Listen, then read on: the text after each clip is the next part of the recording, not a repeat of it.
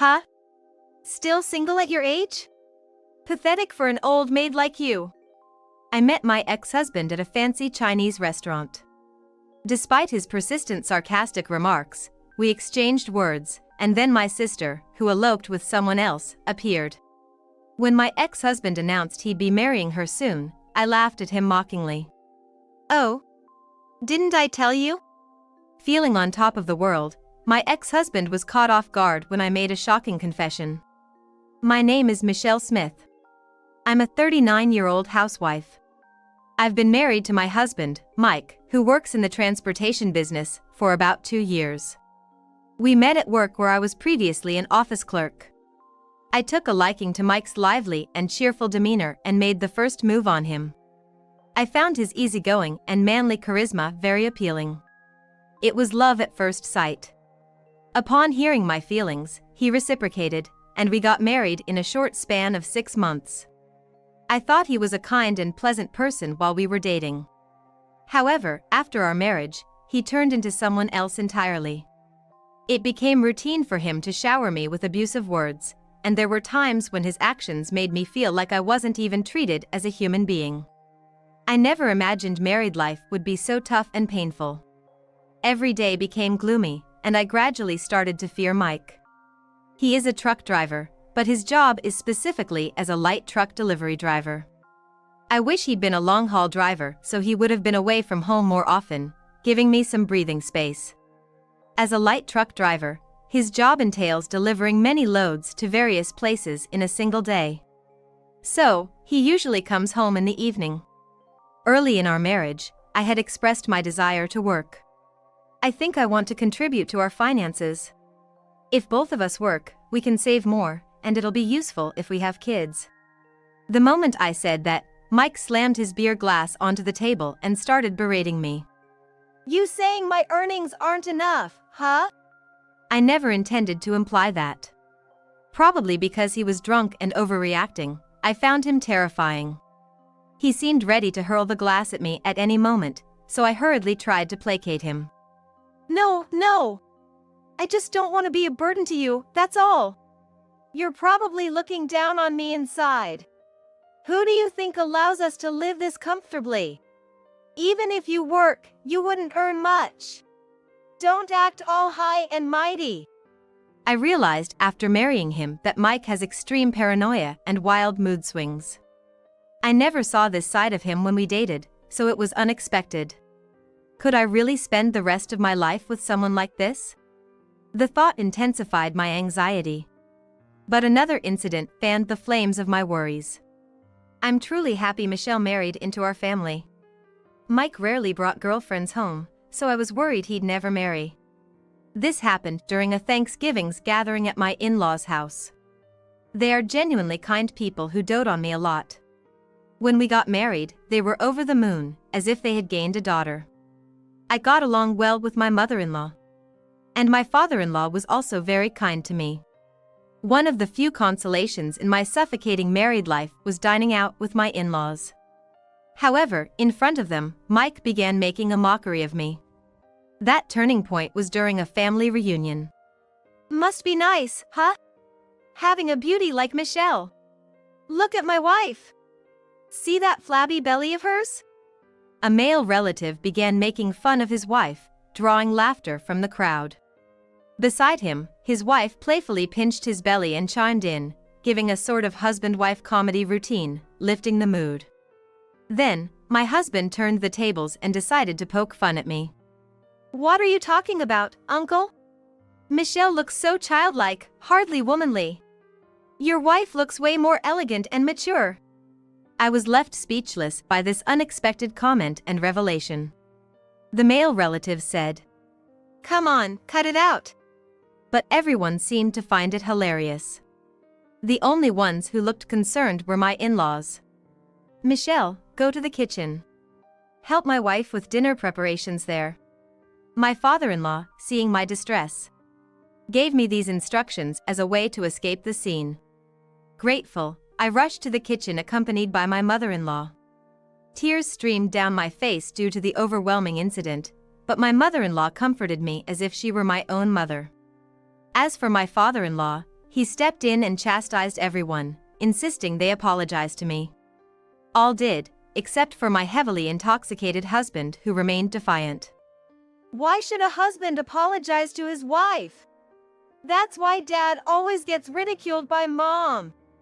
Can't you have some dignity? And for some reason, this led to a father-son argument. The gathering ended early that day, and from then on, the relationship between my husband and his father deteriorated. My visits to my husband's family home became infrequent. Life after that was a living nightmare. I lost my only source of joy and began to feel weak and lost day by day. Even daily chores felt monumental, and whenever my husband remembered that day, he'd shout at me. You must have said something unnecessary to them. Thanks to you, I was humiliated in front of everyone. What are you gonna do about it? Fearing his temper, I became constantly on edge. Living on the 10th floor of an apartment building, I often thought if jumping would offer an escape from my misery. When we're mentally drained, making rational decisions becomes a challenge, and I felt exactly that way. It was then, during one of these despairing moments, my sister visited. You haven't been in touch recently. I got worried. Michelle, you look awful. My elder sister, Catherine, who's 3 years older, worked nights. In her previous job, she was the most sought after, probably because she looked much younger than her age. It was rare for her to drop by unannounced. Turns out, she was in the neighborhood checking on the renovations of her new club and decided to stop by. Something happened with your husband? My sister and I were the best of buddies growing up. When I got married, nobody was happier than my sister, Catherine. She cried tears of joy and celebrated with me like no other. I just want to disappear. Whoa, what happened? Seeing the distraught look on Catherine's face, tears welled up in my eyes as I conveyed the painful situation I was in. Every day, it felt like I was being emotionally abused by my husband. It felt like living in a prison, a life full of pain and despair. There were moments I thought of ending it all, overwhelmed by it all. Catherine, after hearing all of this, showed visible anger, saying she's gonna go yell at my husband right then and there. But just imagining what could happen to me if she did made me even more scared. Tears streaming down my face, I pleaded with her not to confront him. Seeing my reaction, Catherine regained her composure and started brainstorming what could be done. After a silence between us, something seemed to click in Catherine's mind. With a bright expression, she whispered a plan into my ear. Hearing her plan, I exclaimed in surprise and asked if she was out of her mind. You think that'll actually work? Who do you think I am? Catherine said, confidence oozing from her every pore.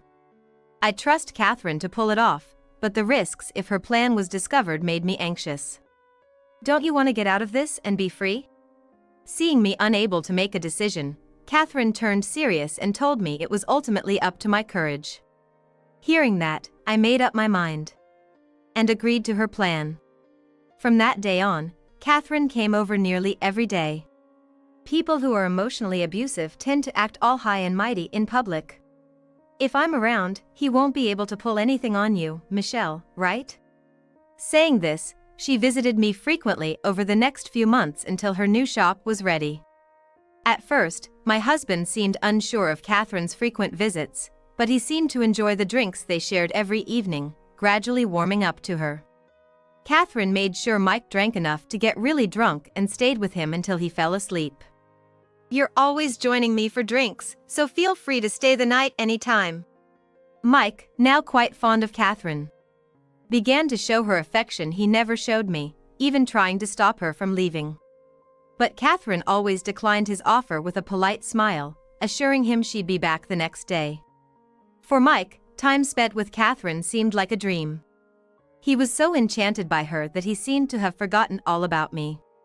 But then, when Catherine's shop was about to have its grand reopening, an incident occurred.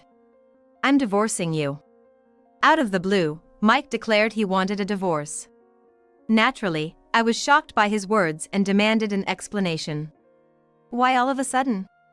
I've found someone I care about more than you. I want to be happy with her. I want you to leave.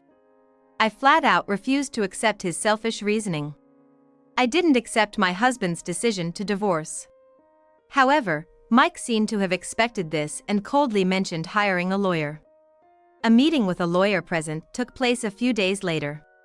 Even there, Mike hurled unbelievable accusations at me. "You just want money, right? Do you want the property?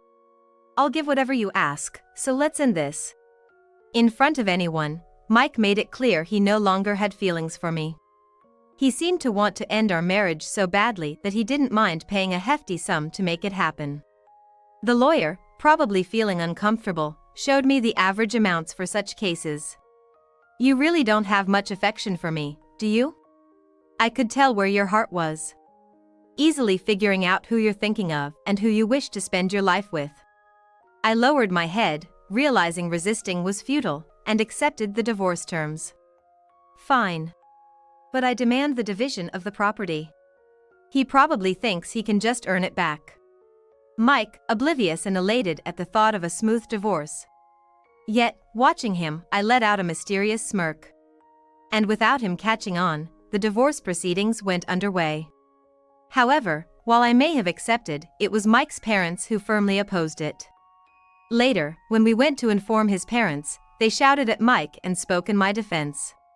"What on earth are you thinking? Exactly, Michelle has been so dedicated to this family, and you talk about divorce? And having someone else? You can't be serious."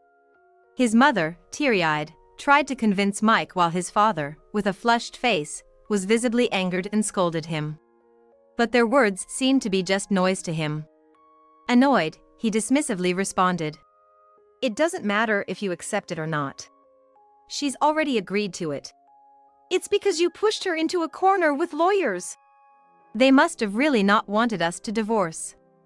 They've always cherished me like their own child, and the thought of separation was painful to them. I could feel their desperate pleas, and I felt guilty for betraying them. I love them too. I would have loved to live as their daughter.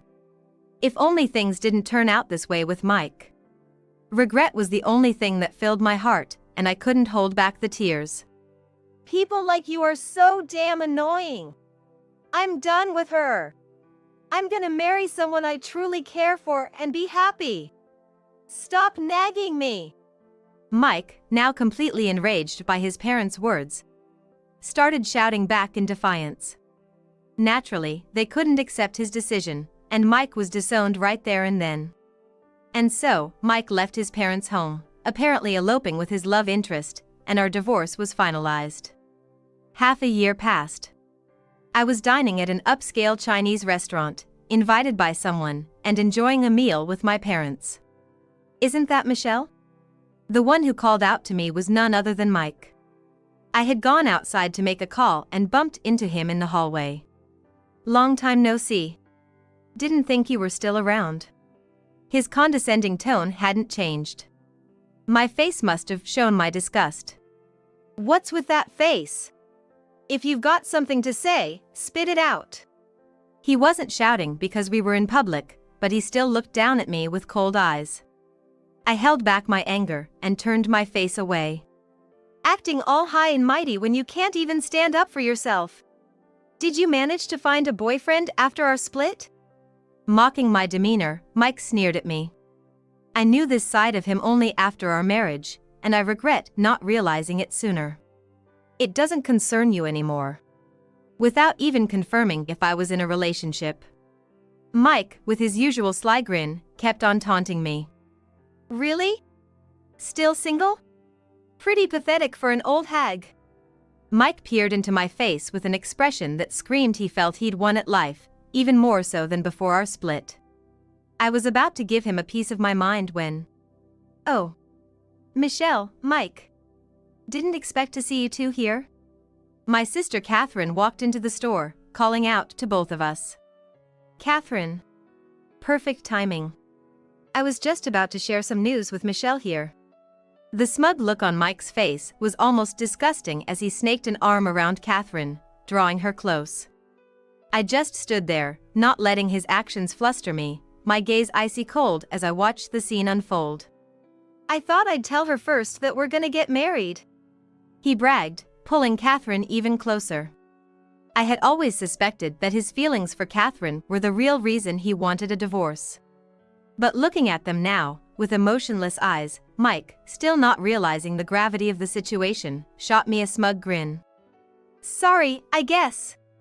I mean, I'm gonna be living the dream with her. But hey, you're not too bad looking. Maybe with a bit of effort? I'm sorry, Mike. I can't marry you. Gently shaking off his arm, Catherine dropped the bombshell with a smile. His face was a picture of shock, unable to comprehend her statement.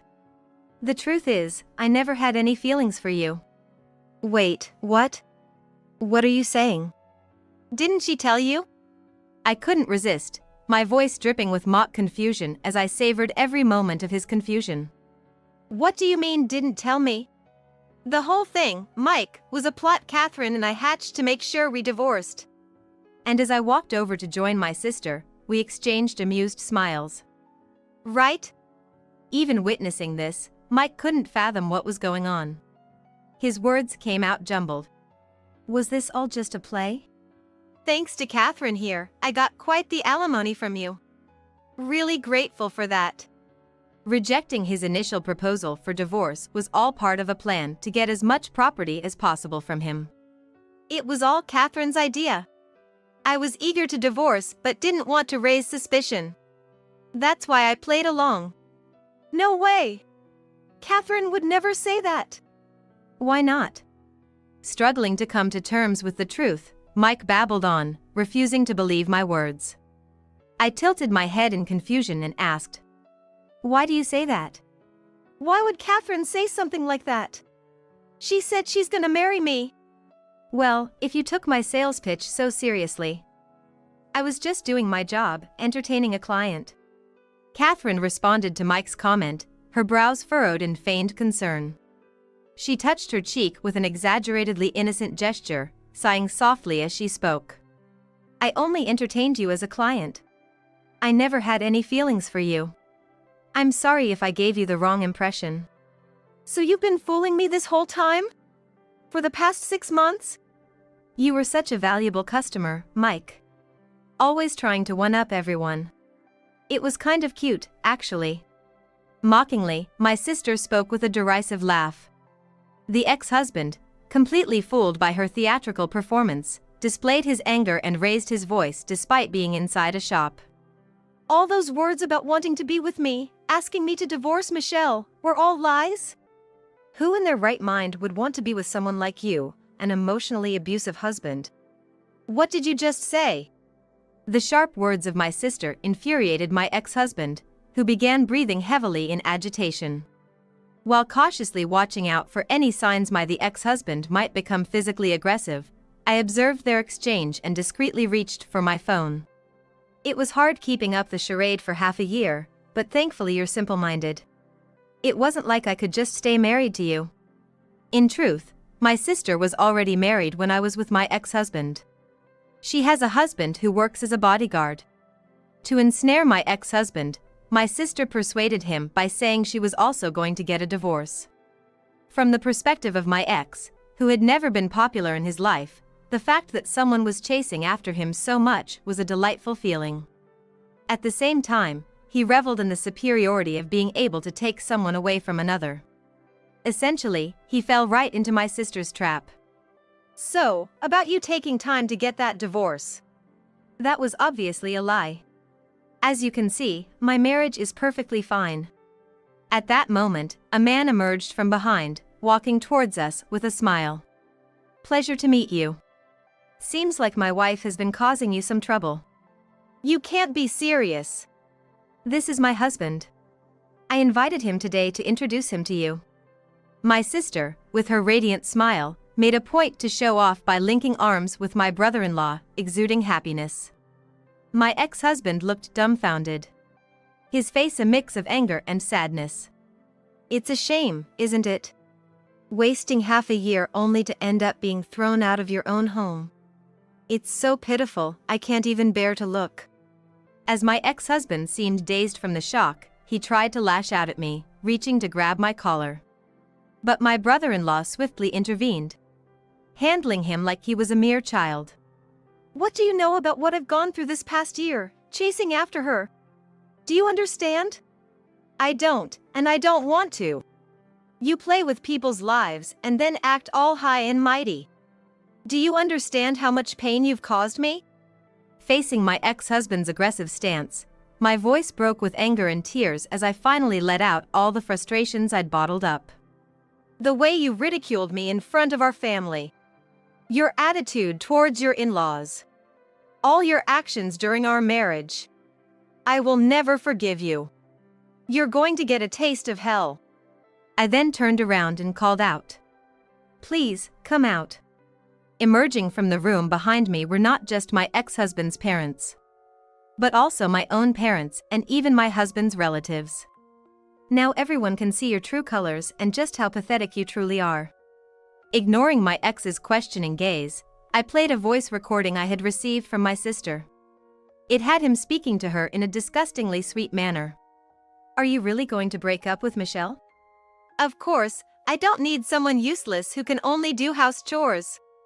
I prefer someone mature and attractive like you, Catherine. His sleazy voice was so palpable that it made my skin crawl. Even though it was nauseating to hear, I did not stop the playback. In front of the entire family, my ex-husband was being made an example of. "Don't you love Michelle?" Of course not. She's nothing more than a maid to me. I only married her because she would be a notch in my belt, no emotional connection there. Everyone was visibly repulsed by his comments. He started to create a scene, demanding the recording be turned off, but my burly brother-in-law wasn't having it. He restrained him effortlessly, ensuring he couldn't interfere. She's so obedient. Just a little threat, and she'll do anything. She's more like a servant, someone I can throw away anytime. I have no attachments to her. Having heard the evidence of the emotional abuse he directed at me, his in-laws were furious. Everyone present unanimously criticized him. You're a disgrace to this family. How could you say such things about your dear wife? You're pathetic, even for a man. I'm embarrassed to even call you family. As everyone looked at him with contempt, I spoke coldly. Nobody's on your side anymore. Stay away from her family. I never want to see your face again. Having masterfully executed this public reprimand, I stopped the voice recorder and asked my brother-in-law to throw him out. My ex tried to retaliate, but to no avail. He was forcibly ejected from the premises. After that, the store was locked up, but my husband made a scene out front demanding it be opened. Eventually, he was reported and taken to the police station. My sister and I, having exposed my husband's wrongdoings, gave each other a high five and shared our joy of having achieved our revenge.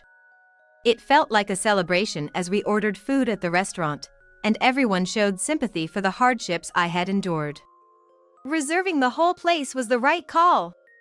Everyone could relax and enjoy without feeling restrained, said my sister, Catherine, who had arranged it. I expressed my gratitude to Catherine, who had helped me through everything, and I savored a meal with her for the first time in a while.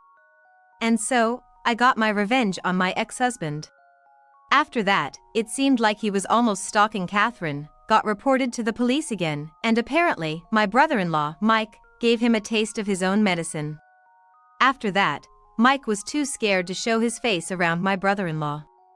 13 years have passed since, and now I'm handling the accounting at Catherine's store. I'm still in touch with my ex-in-laws and occasionally dine with them. I'm deeply grateful to Catherine for helping me out of my shell. I'll repay this favor someday. With that thought, today, I'm gonna work hard alongside Catherine. I once almost died, but I was able to recover and I feel like I've been reborn. I'm ready to start my life over, but I can't be bothered to take care of an old woman. Although my husband was able to recover from his illness because I became a donor, he never expressed any gratitude. In fact, he handed me a business card of a divorce lawyer. Although I felt frustrated and anxious, I wasn't shocked. Ever since he regained his mobility, he had been out and about, which had already made me suspicious. And now, I am the one who is sick. I have been diagnosed with stomach cancer. Fortunately, it is not advanced, but I will have to start treatment with surgery and chemotherapy. I am filled with anxiety, and I can't believe he is abandoning me like this. All my love and trust for my husband has vanished in an instant. The hardest part is that, for our daughter, Kate, he is undoubtedly her only father. I feel guilty about her becoming fatherless, but with my upcoming battle against the disease, I don't have the energy to try to repair our relationship. A month later, I received a series of aggressive calls from my husband, which I ignored. Eventually, he showed up at my hospital room and dropped a bombshell. My name is Christy Young, a 29-year-old housewife. I have been married to Mike, who is a year older than me, for 7 years, and we have a lovely 5-year-old daughter, Kate. I used to work full-time as a regular employee even after we got married, but I quit when I went on maternity leave. I really wanted to take it slow and raise Kate, but due to the economic downturn, we couldn't afford to live on my husband's salary alone. So, as soon as Kate was able to go to daycare, I started working again. I got a job at an apparel company where my sister-in-law, Lisa, is the president. They were looking for an office worker, and since I had similar experience from my previous job, they hired me right away. Although I am a relative, I was not pampered, but the atmosphere in the office was good, and there were many senior mothers, so it was easy to consult about childcare and take leaves for sudden fevers of my child. I am really grateful that I was introduced to such a good workplace. However, it was extremely tough to juggle work, housework, and childcare. In the morning, I prepared breakfast for my husband and Kate, made my husband's lunchbox, sent him off, took Kate to daycare, and went to work. After work, I picked up Kate, went shopping, came home, cleaned, bathed Kate, and prepared dinner. By the time I finished preparing Kate's meal, my husband came home, so I prepared his dinner, and while he was eating, I put Kate to bed. Although my days were hectic, my husband was not very cooperative with housework or childcare. Even if Kate had a fever in the morning and I was busy taking care of her, he would still say, "Where's my breakfast?" without any concern. When I asked him to do the grocery shopping because I had to work late, he complained, "I am tired from work." I was tired from work too, but I didn't have the energy to argue, so I ended up doing everything by myself. Our lives took a sudden turn. When my husband was advised to have a detailed examination after his company health check showed some bad results.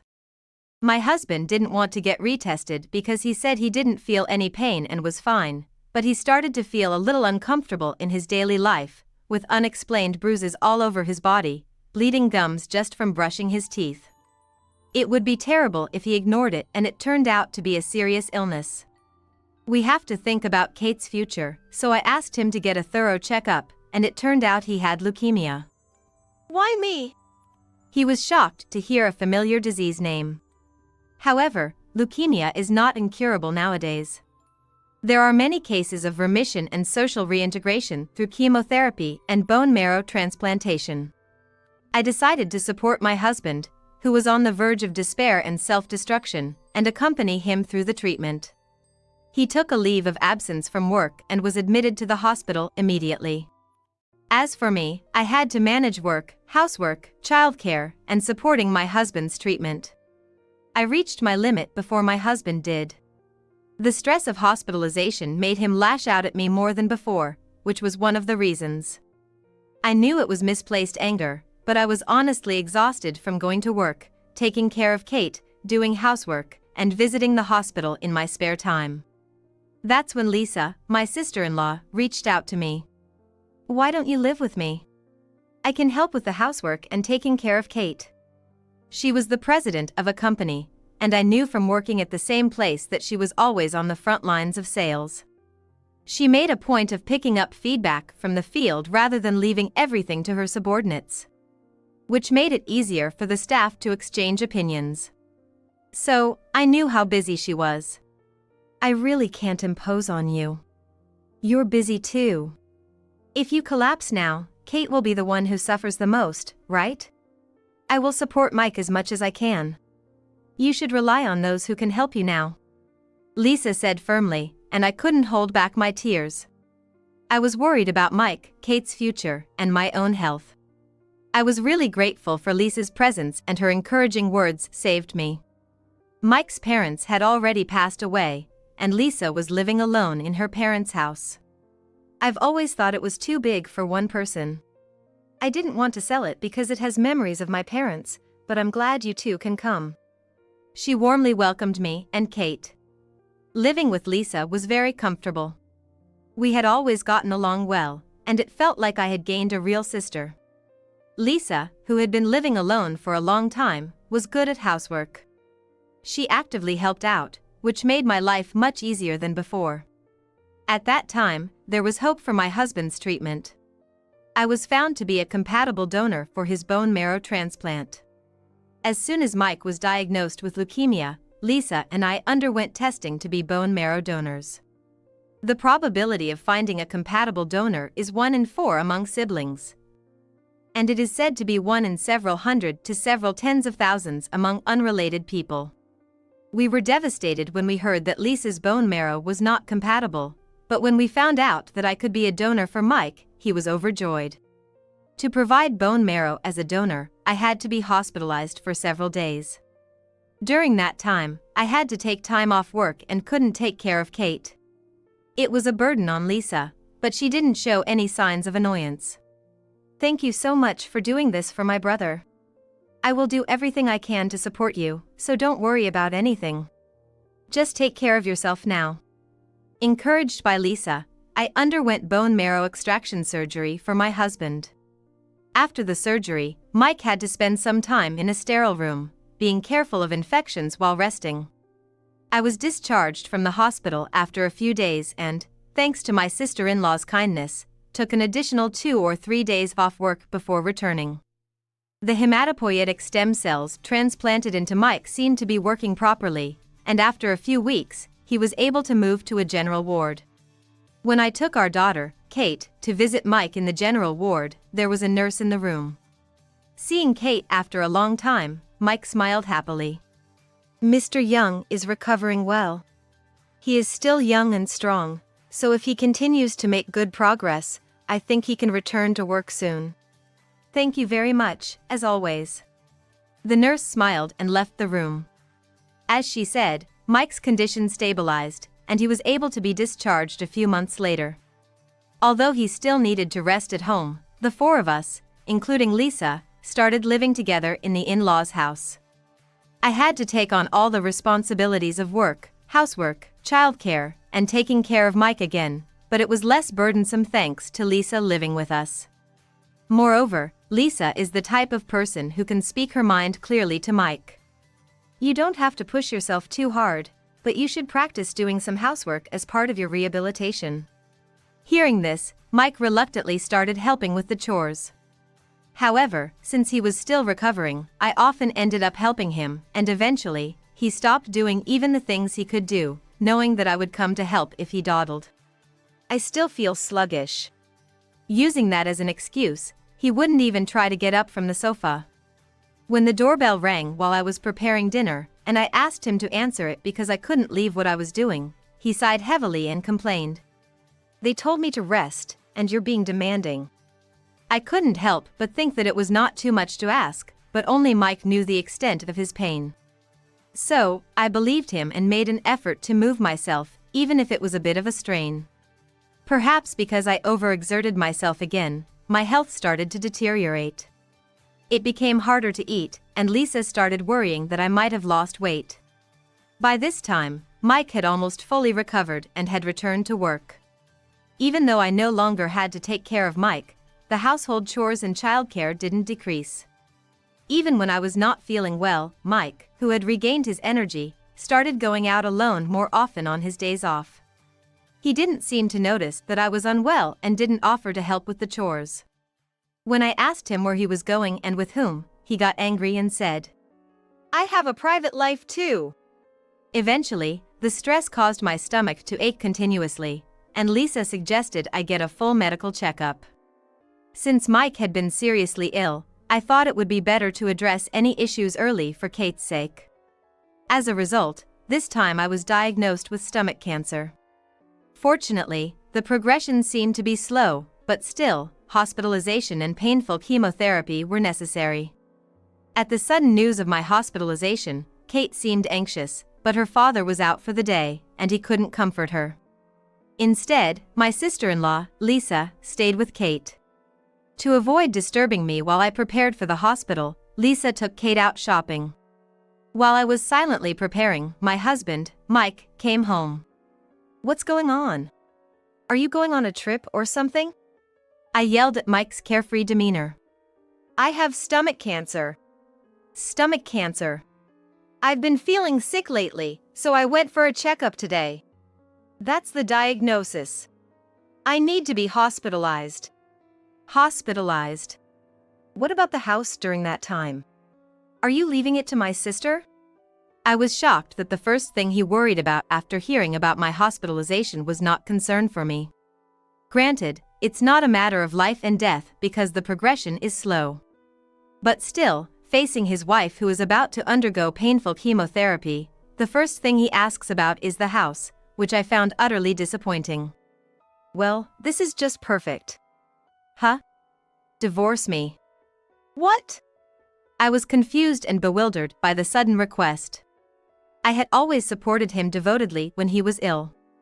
Now that I'm the one who's ill, he turns his back on me. Having nearly died once and being able to recover, I feel reborn.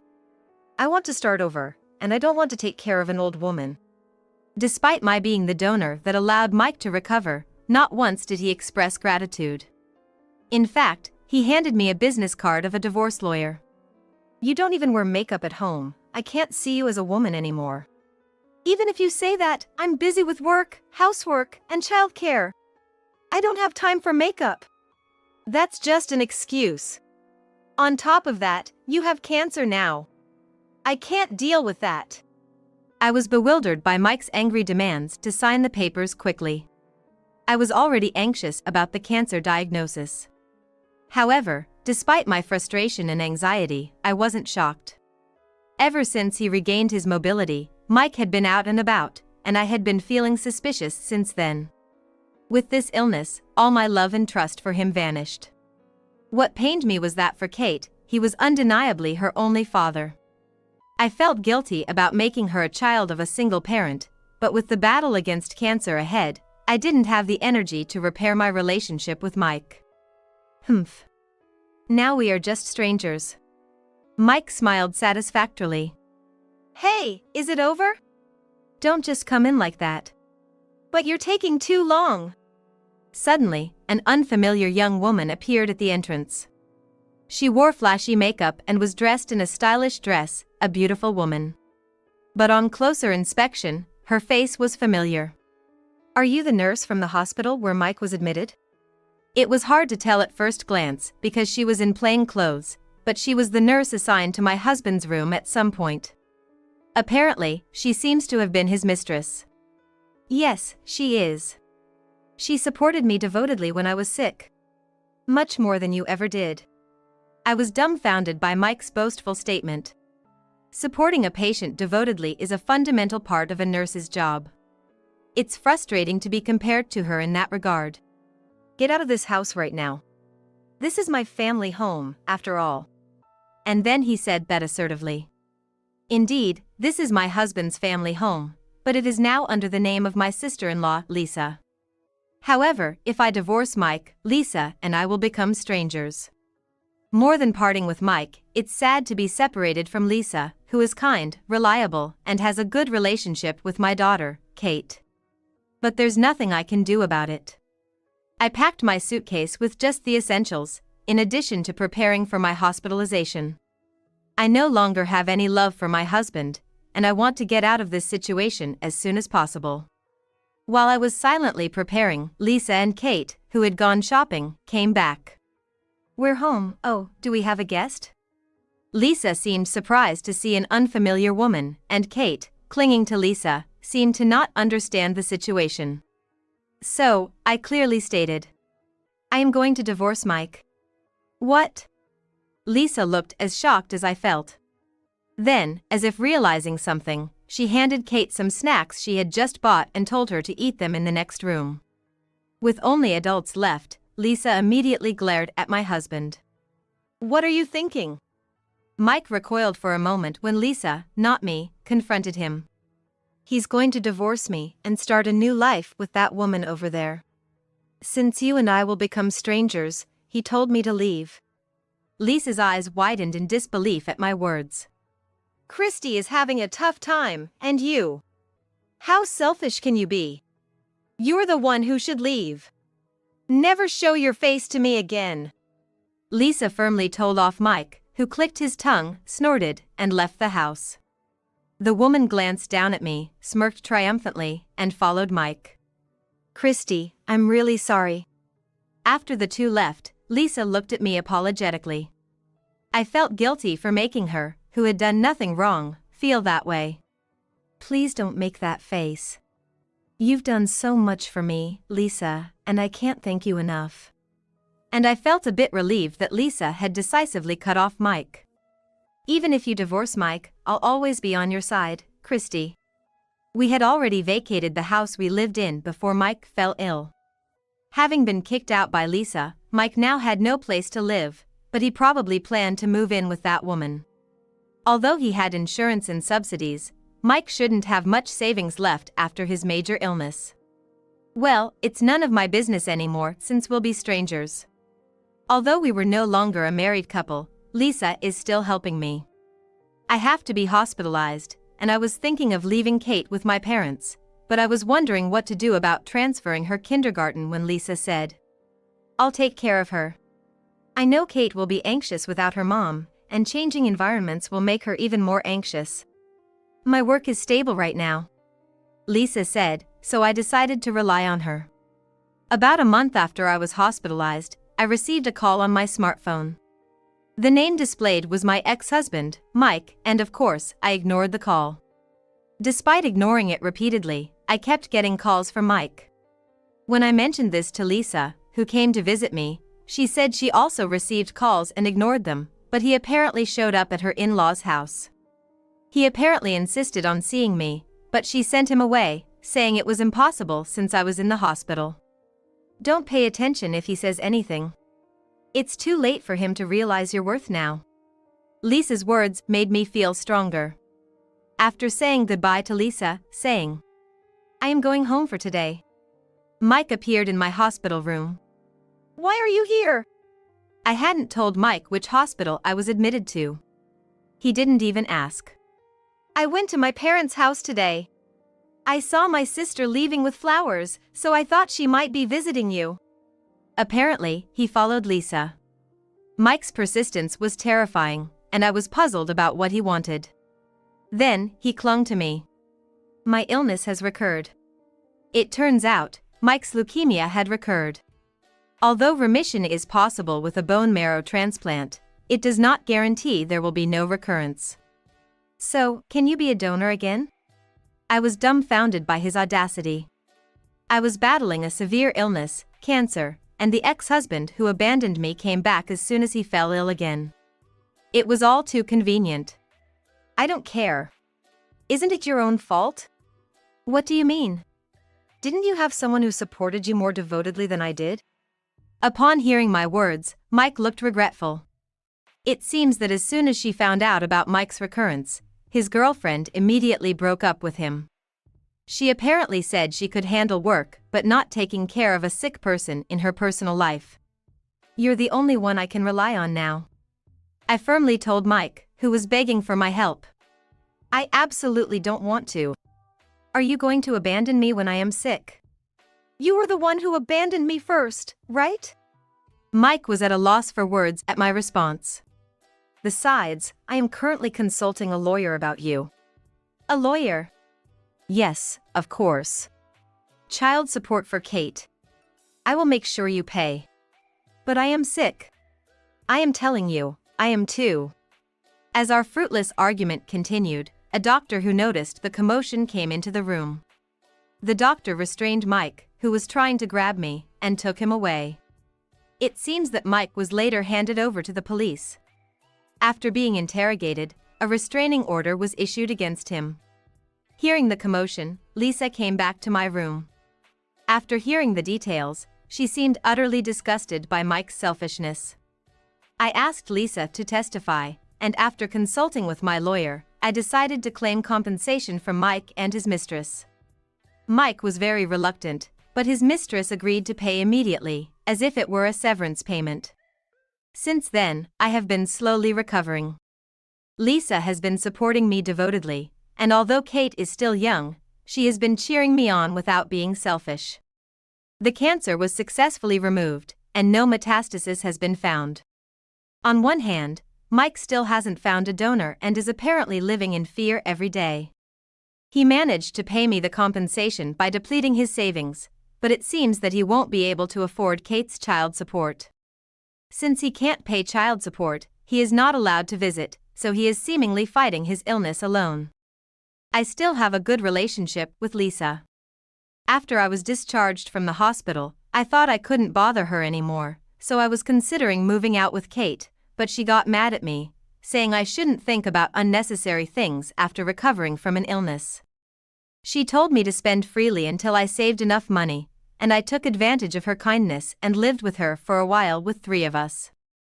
Since Kate is very attached to Lisa, we eventually decided to rent an apartment nearby even after saving enough money.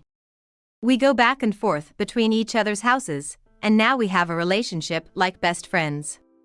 I had a terrible breakup with Mike, and I was struck by an illness and had a hard time, but there are still people like Lisa who have supported me without changing.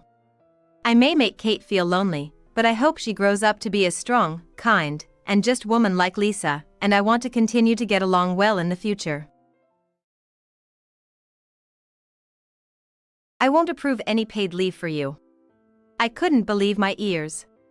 You always challenge me. You don't need to come back. Having been told this, even I had reached my breaking point. Are you really sure? She must have been taken aback by my response. Her eyes widened in surprise. Too bad. My name is Nancy, and I turned 28 this year. I've been working at the Can-Do Corporation for 10 years, making me an experienced employee at a young age. While my family wasn't wealthy, my parents took great care of me. Being an only child, I rarely got new things. Most of my clothes were hand-me-downs from cousins or neighbors. It was rare to get new outfits. Still, I was quite content. Neighbors and relatives showered me with love, and I have fond memories of going on picnics in local parks with my parents during weekends. Perhaps it was out of sympathy, but I'm still close with my cousins and we keep in touch regularly. Growing up surrounded by love, when I was in 12th grade, I served as the student council president and had excellent grades. My class teacher suggested I pursue further studies. Despite being offered a scholarship to college based on my grades, I declined. I'm not interested in going to college. I want to work as a public servant. My parents tried to persuade me otherwise, but considering the costs of living alone, I went against their wishes and became a public servant. I just wanted to relieve my parents of any burden as soon as possible. But then, my father was diagnosed with a severe illness and passed away before I could repay his kindness.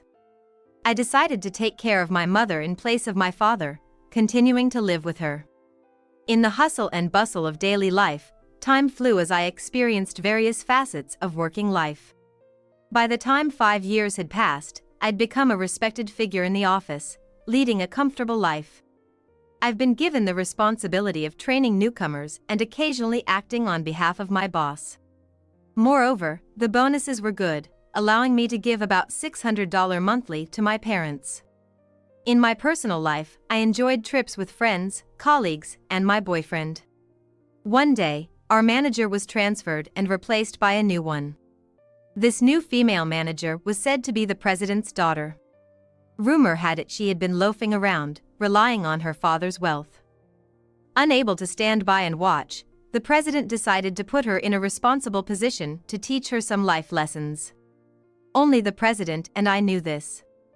Just because she was the president's daughter, many in the company, who knew she was hired due to her background and had little real-world experience, didn't think highly of her. The work environment started getting tense, and the atmosphere was increasingly stifling. and to think the trouble would eventually come my way. It happened when I made her a cup of hot coffee upon her request. What's this? Are you trying to annoy me? I made it just as you told me. She glared at me and threw the hot coffee in my direction. Ouch! What are you doing? Unable to avoid it, I held my right arm that got splashed with coffee and glared back at her. How is this according to my instructions? I said I wanted it warm with extra milk and sugar. I made it warm with 2 glasses of milk and 2 scoops of sugar. It's too hot. And it's common sense to take 4 glasses of milk and 3 scoops of sugar. She again acts as if her own common sense is the world's common sense and imposes her values on others. I'm sorry. I'll make you another one right away. This is why I don't like high school grads. I heard from my father that you're competent and trusted by everyone. I have much to learn. It's only because of the support of everyone here that I seem competent. As she continued with her snide remarks, the pain in my burned arm intensified. My mind was occupied with trying very hard to resist the urge to get away from this place and cool my burnt arm as soon as possible. I was looking forward to meeting you after my father spoke so highly of you. But what a disappointment. I wonder how you won him over. Upon hearing her harsh words, a nearby employee tried to step in and help, but I signaled that I was okay, trying not to get noticed by her. Next, that employee would become the target of her. Those who had been targeted by her so far were mentally driven into a corner and forced to resign voluntarily. And this time, it seems that I've become the target of her. As I was pondering how to resolve the situation, she forcibly grabbed my burned arm and squeezed the burned area tightly. You've got guts to ignore me. Don't think you'll get away with this. I grimaced in pain. Satisfied with my reaction, she released my arm and ordered me to make coffee again. I excused myself and hurried to the pantry to cool the affected area. It sucks. After work, I immediately visited a dermatologist and got prescribed an ointment, but it never completely healed and left a mark, so I dressed in a way that others couldn't see, to avoid causing concern. From that day on, the harassment from her escalated. What's this document? Nothing but mistakes. Don't take your job lightly. What exactly is wrong with the document? While trying to gauge her mood, I asked, and she threw it at me. There's no way there could be mistakes in this practice document I did. And yet, to be pointed out like this with a red pen, it's unpleasant. I sighed at the immature behavior of such a grown adult. To be frank, this document clearly needs to be redone due to its inadequacies. You came into this department without understanding anything. I would appreciate it if you could accept the mistakes honestly and acquire knowledge appropriate for a manager. As a trainer, I've been assigning tasks to her, utilizing the experience I had with new employees so far, but nothing seemed to get through to her, a lump of pride. Don't talk back. You guys should just do everything. I'm the manager, so I don't have to do this kind of stuff. That's not how it works. Besides, this is what the president personally told us. You're desperate to be liked by my father, huh? Weren't you from a fatherless family? I was a little surprised when she suddenly brought up the topic of my family. Furthermore, I had never talked about this with her before. To be precise, you have only your mother now, right? Despite working so hard in a poor family, your father wasn't rewarded and fell ill. We're at work now. Let's stop discussing irrelevant topics. I just thought of having a little interaction. What a boring woman. Even I couldn't hide my irritation when she made fun of my parents. You're getting angry, huh? That's hilarious. My parents are very wonderful and respectable people. You, who know nothing, have no right to say anything. She quickly responded to the slight drop in my voice tone. So that's your true nature, huh? Is it okay to have that attitude with the president's daughter? Maybe I should report to my father about your true nature and how I've been treated badly by you. Feel free to do so. Please correct the test document properly and submit it by today. I'm definitely gonna drive you out. As I turned my back on her, she whispered in a voice only I could hear, but I ignored her and returned to my seat. Afterward, her sarcasm continued, but I managed to get her to learn the basics. It's still a long road ahead. Even though they were basics, it included minor things like detailed computer operations and types of documents. I sat on a bench installed on the office rooftop drinking canned coffee during the break to soothe my exhausted body. While thinking about my future, I suddenly received a call from an unknown number on my smartphone. Hello? Is this Nancy? This is Saveview Hospital. Your mother was urgently transported here, but she's in a critical condition. Can you come right away? My mind went blank, and I couldn't remember much afterward. I left an early leave notice on her desk first and caught a taxi to the hospital. Upon arriving at the hospital and explaining the situation at the reception, a nurse guided me to where my mother was. Mom, this can't be true. There lay my mother, with a beautiful and gentle expression, asleep. According to the doctor, my mother had collapsed at her workplace. By the time she arrived at the hospital, they were in a state of believing in miracles. Indeed, my mother's heart wasn't strong since the past. Yet, the symptoms were stable, and there were no issues during regular checkups, but the mental strain since my father passed away might have affected her, perhaps. For a time, I sobbed, hugging my mother tightly. After coming home with my mother, as the funeral date has been set, I called female manager to ask for my first ever paid leave. I'm sorry for leaving early today and causing trouble. My mother just passed on, so could I take about a week off for the funeral and all the other stuff that comes with it? Oh, so that's why you left early when I wasn't around? It was an emergency with my mother. Her cold and harsh tone hit hard, considering how down I was. I won't approve any paid leave for you. I couldn't believe my ears. In the 10 years I've been here, I've never taken a day of paid leave. So what? I've contributed so much to this company, so shouldn't I be able to take paid leave to say goodbye to my mother? You always challenge me. You don't need to come back. Having been told this, even I had reached my breaking point. Are you really sure? I'll take you up on that offer. She started ranting, but I unilaterally cut the call without a second thought. The funeral went smoothly. I couldn't just sit grieve, and I kept myself busy, handling various tasks and sending out thank you notes to those who'd been so kind. Took my mind off things for a bit. She tried reaching out multiple times, but I ignored every attempt. A bit later, I got a call from the president, so I made my way to the office after 2 weeks. I walked straight to the president's office. On my way, I bumped into 2 coworkers who consoled me. I'm sorry, but I'm going to the president's office first. Their kindness made me feel a bit better. It's Nancy. May I come in? After knocking and asking permission, I was let in promptly. Hey there, been a while.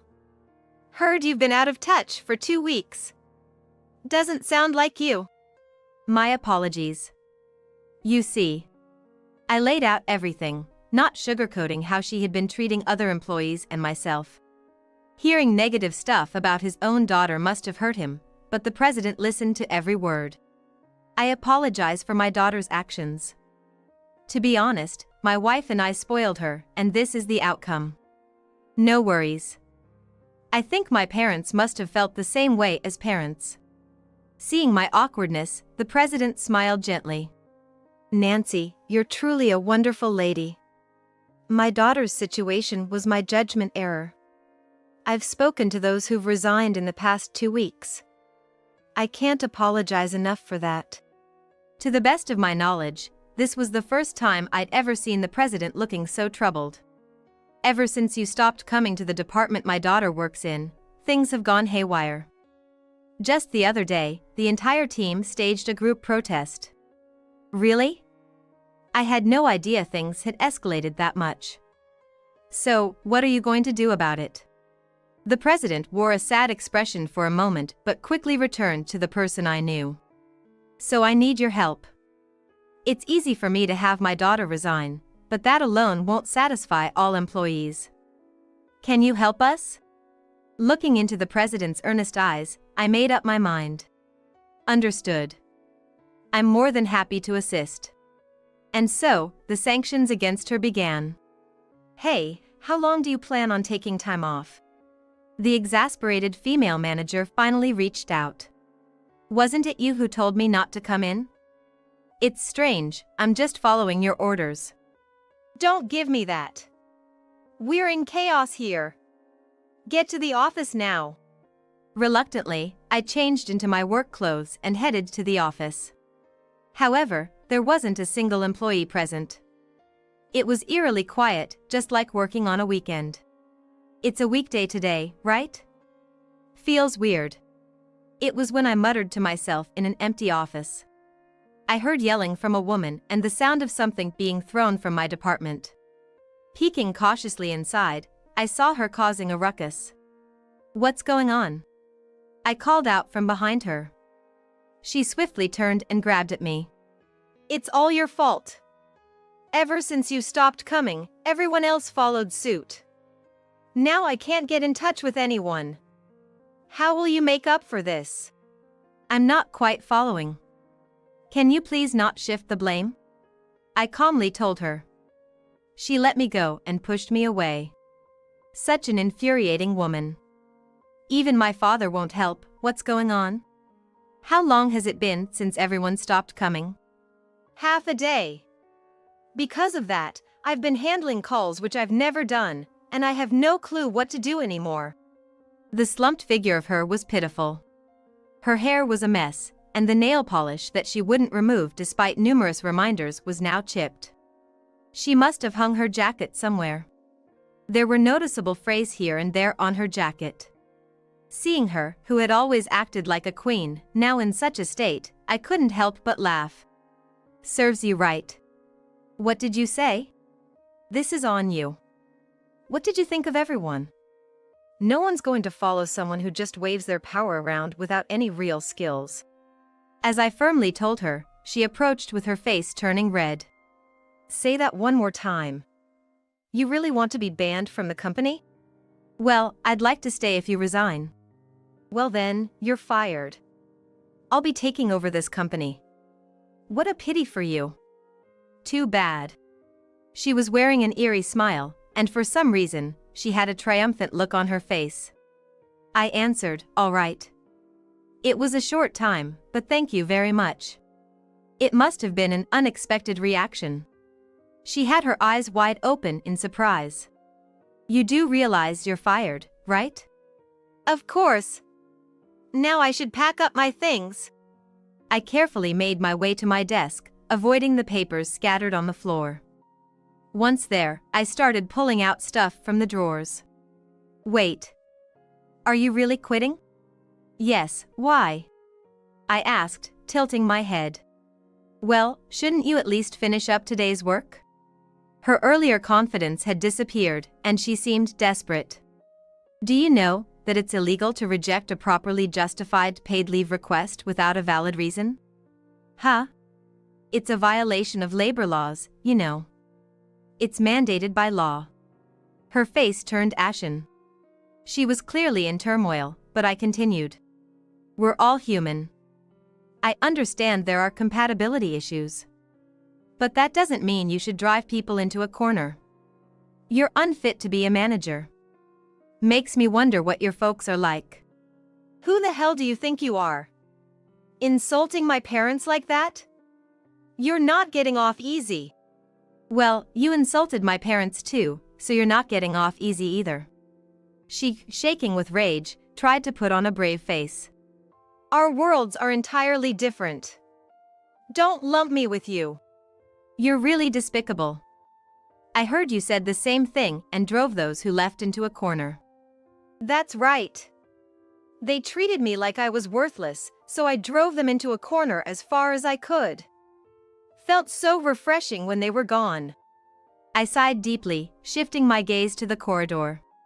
Curious, she followed my gaze, muttering, "Father?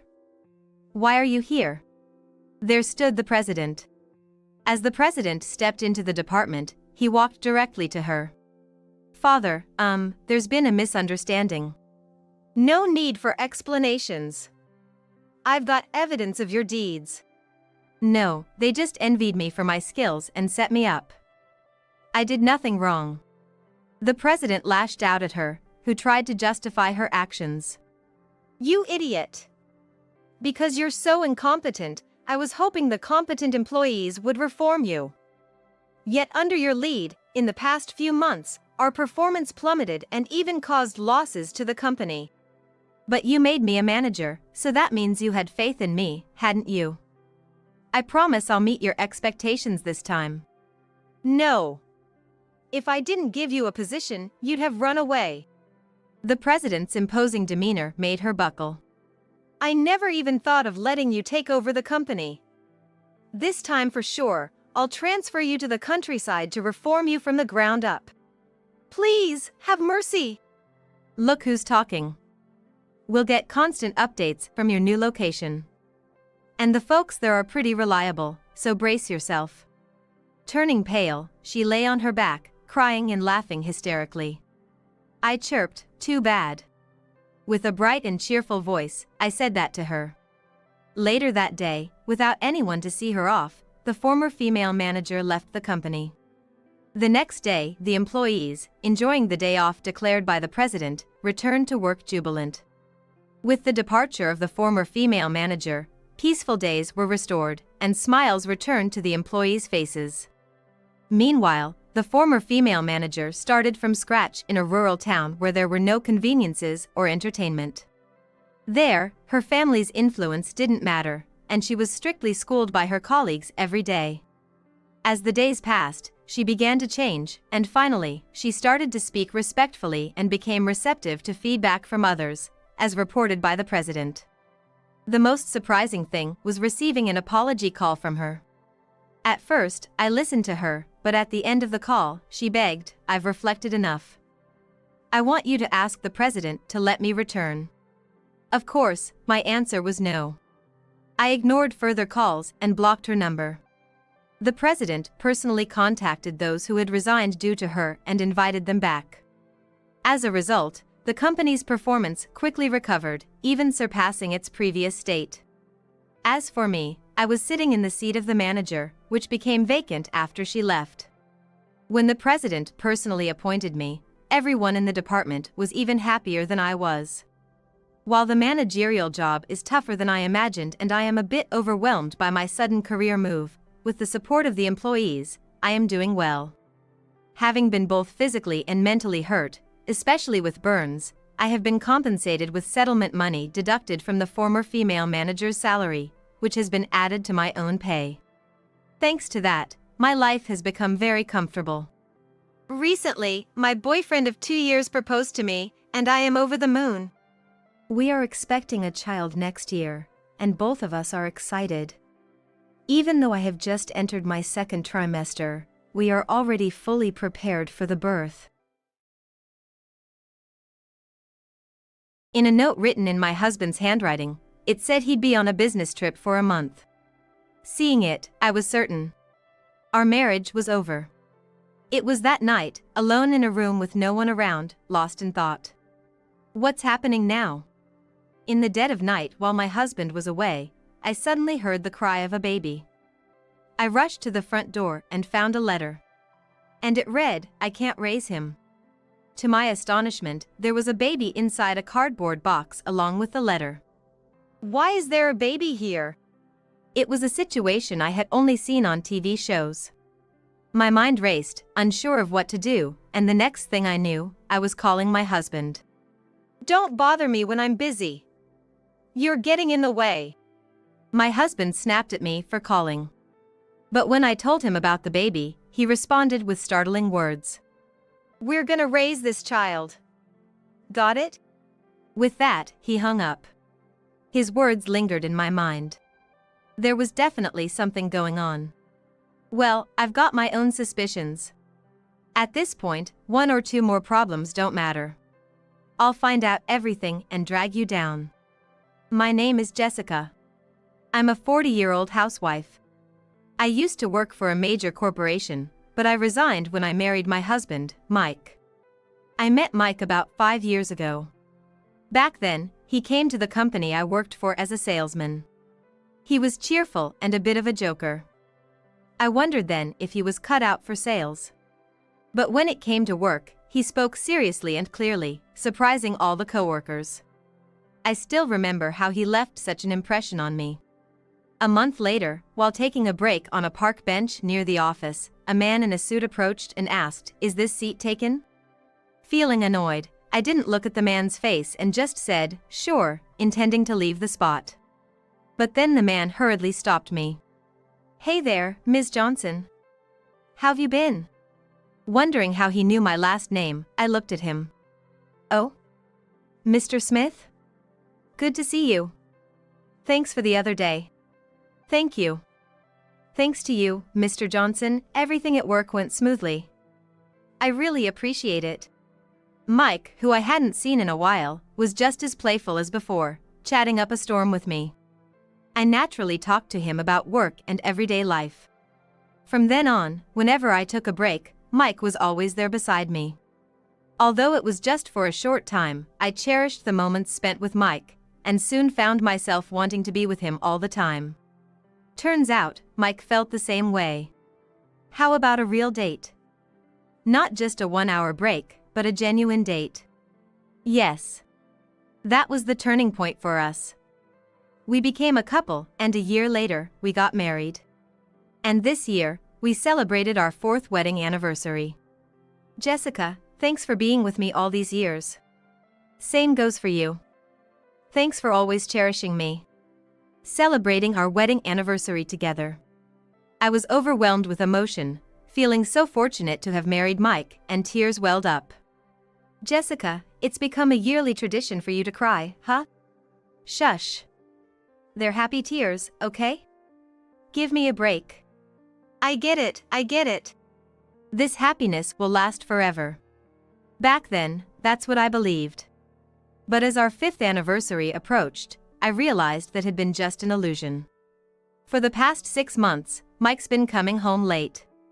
He used to always come home right on time, but now he's usually home after 8 p.m. Honey, how much longer are these late nights gonna last? It's been half a year. This never used to happen. Doesn't it seem strange? Business hasn't been great. At this rate, our bonuses are gonna get cut. Everyone's working their tails off. Under normal circumstances, I would have believed him, but something felt off to me. My husband's company, although considered a small to medium-sized business, is quite well known around here. Their revenues have been increasing year after year, and they're always hiring new employees. Can a company like that suddenly experience a drop in sales? Having employees work overtime for half a year because of tight sales is simply not normal. I don't want to doubt my husband's words, but there's this nagging feeling deep down. Oh, by the way, I'm gonna head out for a bit. Huh? You just got home. I'm just meeting someone I know, that's okay, right? Considering he's been working late recently, I figured it wouldn't hurt to let him go once in a while.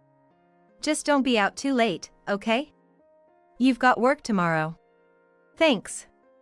I'll be back soon. Mike quickly changed into his casual clothes and with a big grin, left to meet his friend. That night, Mike didn't return home until past midnight. Oh, sorry, did I wake you? You're okay? That's pretty late. We just got caught up chatting, and it got late. I see.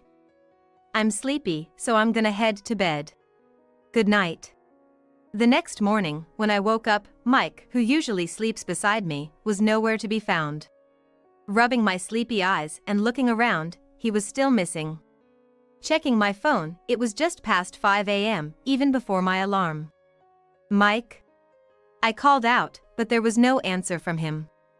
I wondered where he went and headed to the living room, only to find Mike sound asleep on the couch. Why are you sleeping here? I tried to wake him up to get him to bed, but Mike didn't budge. And then something fell from his hand to my feet. Is that his phone? I picked up the dropped phone intending to place it on the table. That's when I noticed the image of a woman's back on the phone's screen. Who is this? A celebrity? I guess it's fine. I put my phone on the table. Can't get back to sleep now. Maybe I should take a walk. I left my husband sleeping on the couch and decided to go for a walk. Stepping outside, the warm sunlight and a refreshing breeze greeted me. Ah, this feels so good. Morning walks on a sunny day are the best. It's a great way to start the day. After about an hour, I came back home. When I entered the living room, I found my husband looking sternly at my phone. Good morning. Why the long face? Want something to drink? No thanks. Usually, he'd reply with a smile, but today he seemed off. Maybe he's just groggy from sleep? But then, his next words made me realize it was something different. Hey, can you not talk to me so much in the morning? Huh? It's just, you're kind of annoying. I was taken aback. He'd never spoken to me like that before. Without another word, he went to our bedroom, changed into his suit, and left for work without breakfast. Without our usual morning hug. While I was doing housework, puzzled by my husband's strange behavior this morning, my cell phone rang from an unknown caller. Normally, I wouldn't answer calls from unknown numbers, but for some reason, I picked up this time. Hello? Hi, is this Jessica? Yes, who's this? It's been a while. It's Sarah. Sarah Lewis. Remember we worked together a while back? Lewis. Sarah Lewis. Then it hit me. 12 years ago, right after graduating from college, I worked at a convenience store for a short time. Back then, Sarah Lewis, who was still in high school, worked there too. Why on earth was she calling me now? And how did she get my cell number? It's been ages, Sarah. I never expected a call from you. It's quite a surprise. I never thought I'd call you either, Jessica. If it weren't for that crazy coincidence, I wouldn't have. But I thought, why not give it a shot? She was always like this. She probably doesn't mean any harm, but there's always something about Sarah that gets under my skin. That's just so typical of her. So, what's this big coincidence? You're not gonna believe this. I work at the same company as Mike. Your husband, Mike. Really? When I heard from Mike that his wife's name was Jessica, I wondered if it was you. And it turned out I was right. When I told Mike we used to work together, he gave me your number. It was indeed a crazy coincidence that the girl I worked with back then was now working with my husband. But at the same time, I felt a bit betrayed that Mike gave her my number without asking me first. I'm glad you called, but aren't you working right now? Is it okay to be on the phone? Obviously, it's not, but now that I've heard your voice, I should get back to work. Talk to you later. Bye. She's still as lively as ever. I never thought I'd hear her voice again after 15 years. It made me a little nostalgic, thinking about the old times. It's been 15 years since then. And later that night. I'm home. Welcome back. You must be tired. The bath is ready, so you can hop in. Wait, what? From behind my husband, a woman suddenly appeared and greeted, "Good evening." A colleague from work? It's me. Sarah. Unbelievably, my husband had come home with Sarah, who had called earlier that day. Both of them held large shopping bags in their hands. Hold on a minute. I wasn't told you'd be coming over. When Sarah called earlier, she said she'd catch up later. You should have figured she'd come today. As a wife, you should know these things. I was slightly infuriated by my husband's irrational comment, but held my tongue since we had a guest. I wonder if they're that close, calling Sarah with such a friendly nickname? Hee hee. I caught a brief chuckle from her. What was that? While I was distracted, the two had moved into the living room. I let out a sigh and followed, only to find them laying out a bunch of alcohol and snacks from their bags on the table. What do you think you're doing? We're gonna have some drinks here. Mike said we should drink at home, so I bought a bunch. That's not enough, make us something. I wasn't expecting this. I only made dinner for the two of us. With that, Mike gave me a cold look and said, "Then go buy something now." What's with that attitude? Excuse me? You have a problem when I'm the one feeding you? His chilly gaze was now replaced with a commanding tone. This was nothing like the Mike I knew, and as I tried to hide my shock, she gave me a sly smile.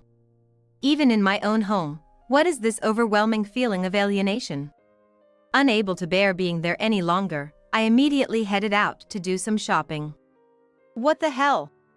Although worried someone might hear, I couldn't stop muttering to myself. This continued even as I shopped at the grocery store. This should be enough. An hour later, I returned to the apartment after finishing my shopping. Standing at the front door, I took a deep breath and opened it, only to find an eerie silence enveloping the place. "Hello?" There was no sound of their voices. I gently opened the living room door and saw the two of them, snuggled up on the couch, asleep like a couple. I stood there, frozen, unable to process what was happening right before my eyes. And from that day on, Sarah's visits to our home became frequent. She'd come over with Mike, and they'd casually start their evening drinks as if it was second nature.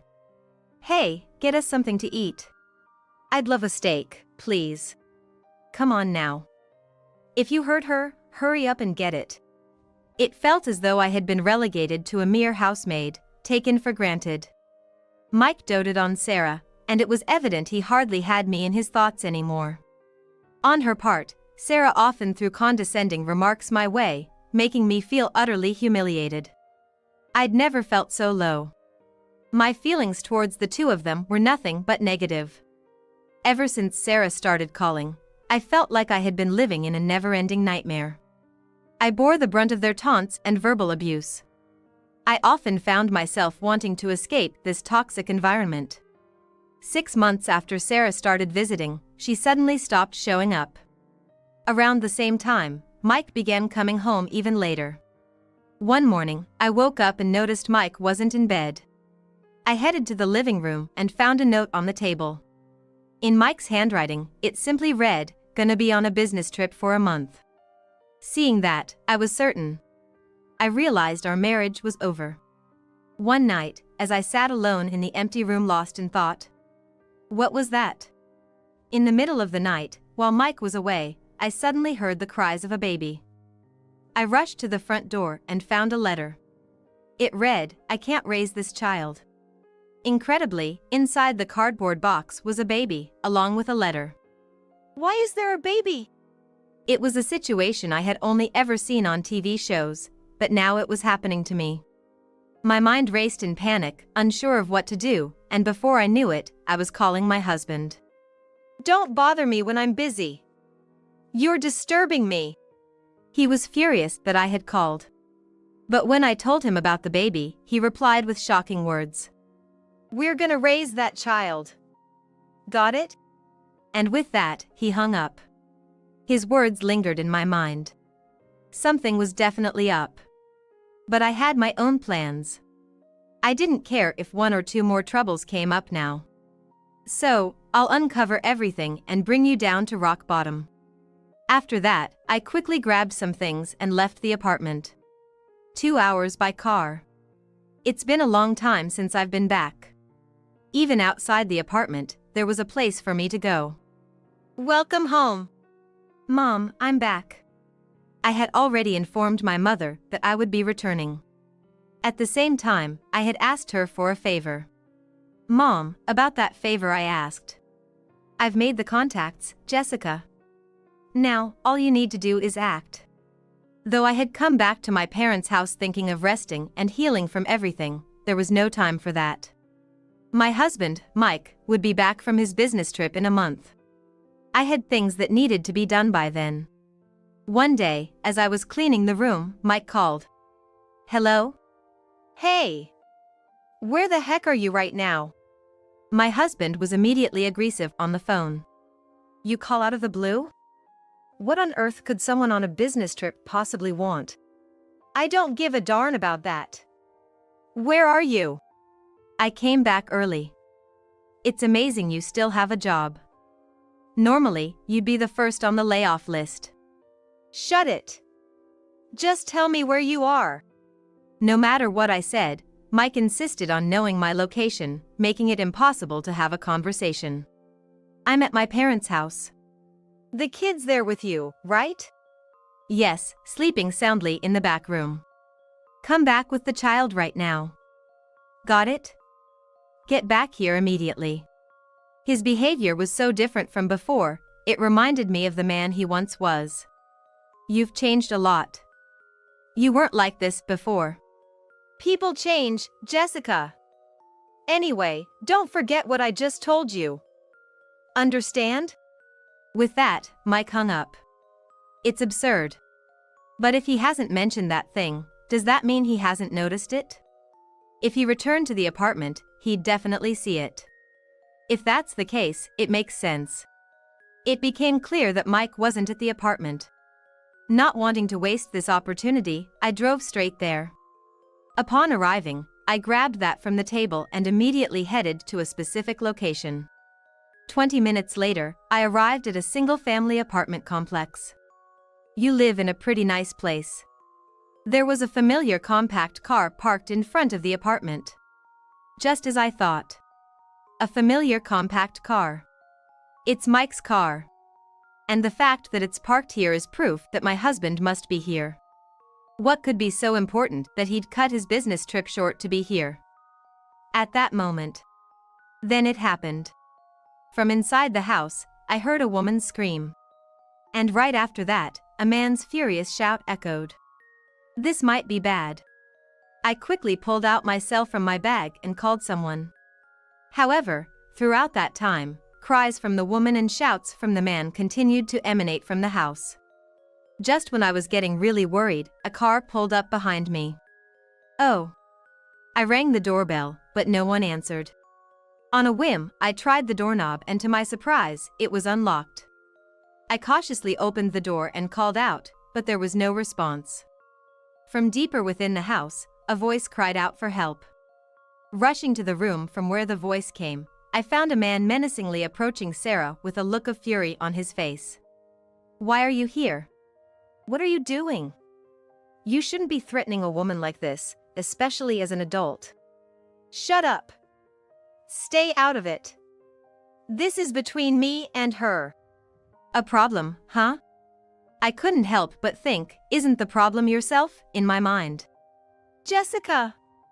Please help me. He suddenly attacked me. All right. I can see what's happening, so you don't have to spell it out for me. Well, what? You just told him not to treat women like this. And now you're being so dismissive of me? Can't you see I'm in distress? That's because I get it, okay? Just be quiet for a second. I've got things to handle. While Sarah was complaining about something, I had more pressing matters to attend to. I have more important things to deal with than that.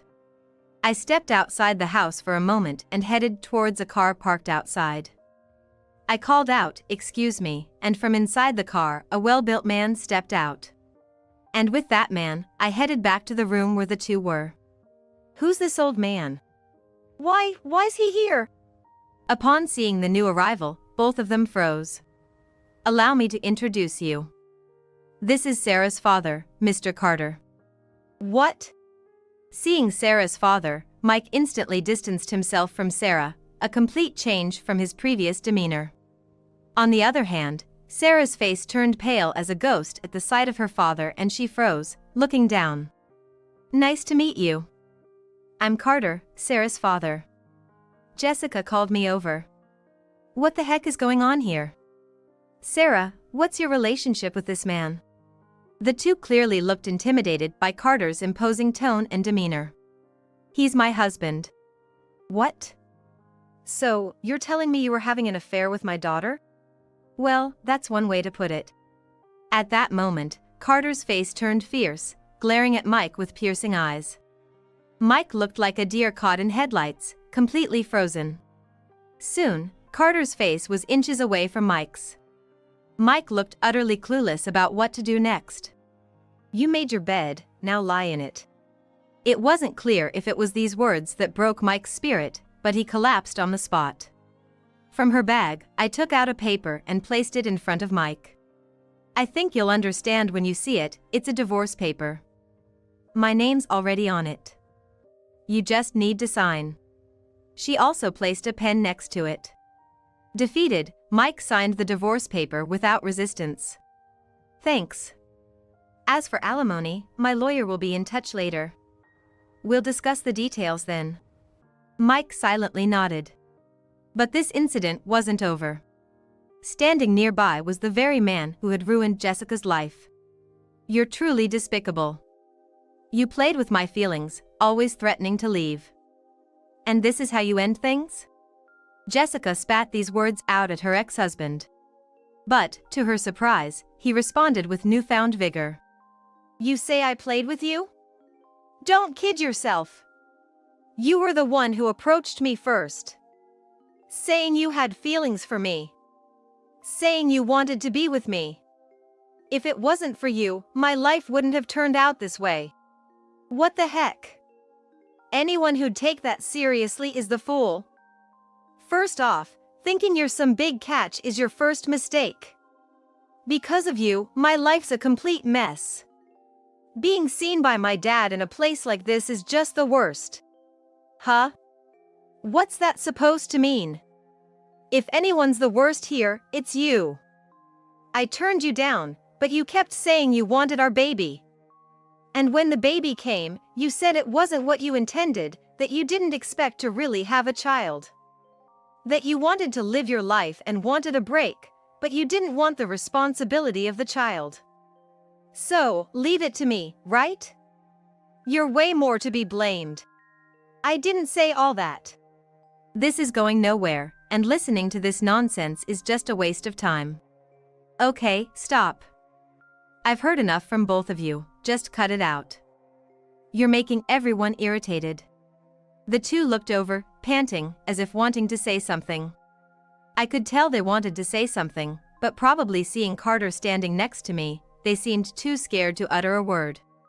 I get it, if you have a big, intimidating guy like that staring you down, you'd be too scared to say anything. Then Carter suddenly asked Sarah. What's going on with this story? Are you pregnant with his child? Oh, no, Dad, it's not like that. I didn't want this, but he was so pushy. Darn it. I completely forgot to mention that Sarah was pregnant. What? Why are you blaming me? You were the one who came on to me. It's not true. I didn't do anything. How can a baby come if you didn't do anything? Adding fuel to the fire. You. That's right. If you hadn't done anything, none of this would have happened. I probably shouldn't have invited him in the first place. Hey, hold on. She added more. I thought we were pretty much done, but since we're here, I'll give you this. I casually tossed several photos onto the table. Those pictures undeniably proved their affair. These are pictures capturing the two of you in the act. It was a real hassle getting these. While you were on your business trip, I had the divorce papers drawn up and hired a detective. All this in such a short time, you know? Why would you go through all that trouble? Well, I had to. I can draw up the divorce papers myself, but to catch you two cheating, I needed a pro. It did cost me a pretty penny, but thanks to that, I got the evidence. I'm just presenting it a bit late, but you have to really take in the fact that you cheated, right? The sight of the incriminating photos completely deflated the two. Just as they thought it was over. You two better be ready for what's coming. What? Dad. Carter only found out about Sarah and Mike's affair moments ago. And it was only from words. Upon seeing the photos, he realized that they really were having an affair. Sarah, I'm taking you straight home. We'll decide what to do next once we're there. And Mike, you'll have to pay Jessica alimony, right? You need the money ASAP, don't you? I know a place where you can make good money. Upon hearing this, both were trembling in fear. Days later, both of them resigned from their jobs. The reason was that news of their affair had spread throughout the office, making it uncomfortable for them to stay. Later, as Carter told it, Sarah tried to go back to her parents' home and hoped they would forgive her. However, their anger didn't subside, and she was kicked out along with her baby. Now, she's living in a rundown apartment, working day and night to support her child. As for her ex-husband, he's working at a high-paying job Carter recommended to cover the alimony and child support. Apparently, it's a job at sea, and once he leaves, he can't return for several months. Well, after such a betrayal, it's only fitting. As for me, I stayed at my parents' home. My mother helps with the housework, and I have found a new job and made some new friends. Life feels more fulfilling now. My parents often ask when I'll marry again, but I think I'll wait for a while. Maybe when I meet the right person, I'll think about it. For now, I want to enjoy this life. My wife will be gone by tomorrow. During our honeymoon, I woke up in the middle of the night to overhear my husband secretly having a terrifying conversation on the phone. Trembling with fear, I dared to peek into his smartphone to find out what he was talking about. What I found was beyond belief. Knowing of my husband's plan, I took his passport and flew back to the States on my own. As I was planning to utterly destroy him, someone suddenly approached me. My name is Karen. I'm just an ordinary office worker in New York. I met my husband, Brian, through mutual friends. We hit it off after a few dinners out, and after dating for a year, we just recently got married. Brian is handsome and has a really kind personality, but there was one major problem. This happened one day just before our wedding. I'm home. Normally, Brian gets home from work later than I do, but on this day, I had to work late, so I got home after him. As I walked in and was about to take off my shoes, I noticed something odd. Were these shoes always here?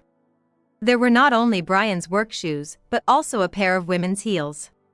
Could he be cheating? I thought. Listening carefully, I could hear muffled voices. It was a man and a woman talking, and I immediately recognized Brian's voice. I couldn't make out the entire conversation, but I could hear a woman's voice laughing along.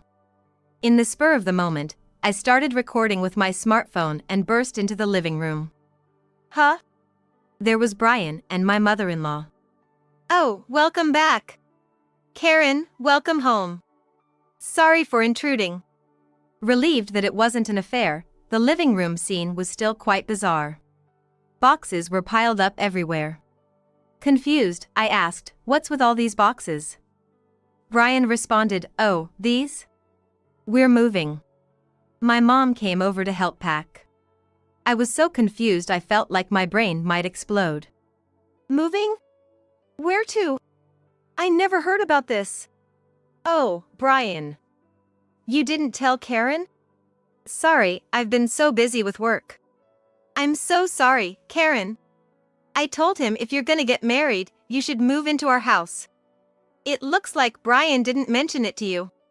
Live in her house? I was more confused than ever. I was looking forward to starting our newlywed life together, just the two of us. This is a huge deal. I have to put a stop to this. So, I said, I haven't been told anything about this. I can't just agree to something decided without me. But then they said, it's normal for newlyweds to live with their in-laws, you know? If you can't, maybe you should reconsider the marriage. Mom's right. Plus, I'm used to my house. It'll be easier for you too if anything happens. Two birds with one stone, right? With my mother-in-law present, I couldn't argue with Brian, and it was decided that we'd move into his parents' home. Turns out, Brian is very much a mama's boy. In retrospect, had I been more assertive back then, maybe things wouldn't have turned out this way. Living with my in-laws was incredibly tough for me. Ever since we started living at my husband's parents' house, his mama's boy tendencies accelerated. The first person he'd ask for anything was always Mom.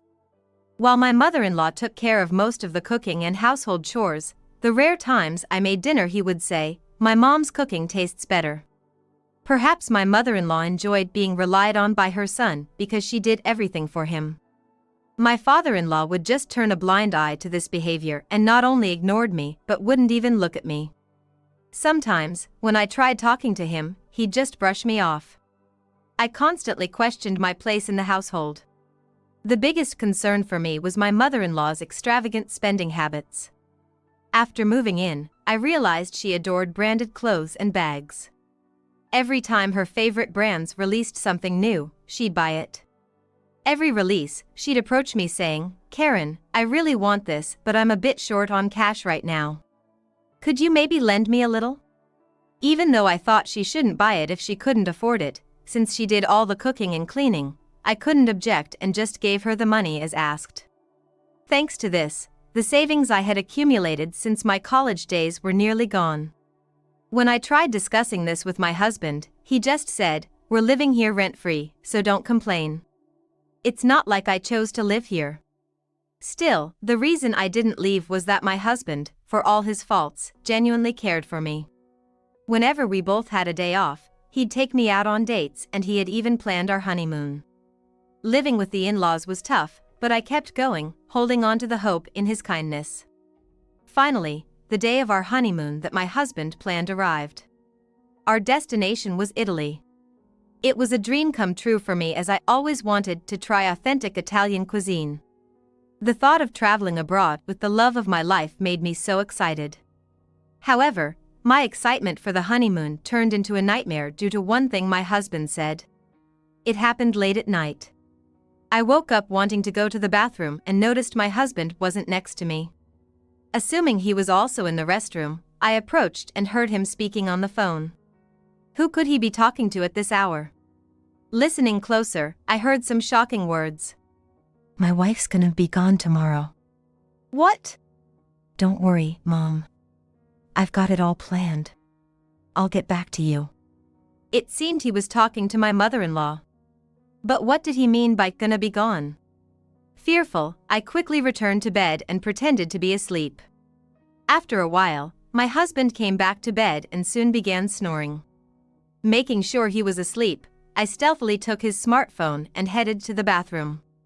Luckily, he didn't have a password on it.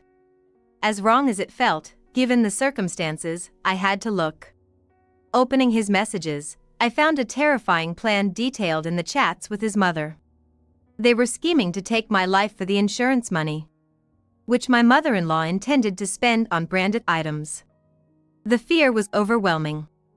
I couldn't believe that my husband, who had always been kind to me, was plotting this with his mother.